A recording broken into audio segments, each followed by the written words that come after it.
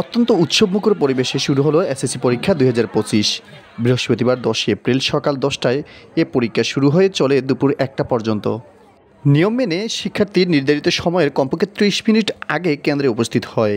পরীক্ষার শুরুতে কোনো ধরনের অনাকাঙ্ক্ষিত ঘটনা না ঘটায় স্বস্তি দেখা দিয়েছে শিক্ষার্থী, অভিভাবক ও শিক্ষকের মধ্যে। এবছর এসএসসি ও সমমানের পরীক্ষায় মোট 19,28,181 জন পরীক্ষার্থী অংশ নিয়েছেন। এর মধ্যে শরীয়তপুর জেলার সখীপুর থানার 2টি কেন্দ্রে পরীক্ষার্থীর সংখ্যা ছিল 680 জন, এর মধ্যে অনুপস্থিত 9 জন। বাংলা প্রথম পত্র পরীক্ষা দিয়ে শুরু হয় এবারের পরীক্ষাটি। সৃজনশীল পদ্ধতির এই পরীক্ষায় বহু নির্বাচনী প্রশ্ন সহজ হলেও কঠিন হয়েছে লিখিত পরীক্ষা, এমনটি মনে করেন সাধারণ শিক্ষার্থীরা। যেরকম হওয়ার কথা একটু কঠিন হয়েছে। কোন বিষয়টা একটু কঠিন? সৃজনশীলগুলো অনেক কঠিন হয়েছে আমার মতে।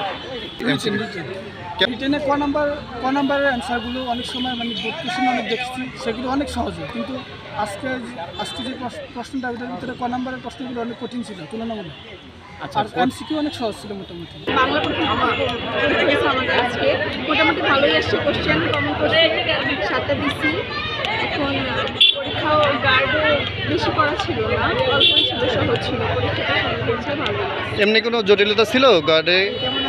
না, তেমন কোনো জটিলতা ছিল না। ধরেন নার্ভাস ফিল করি।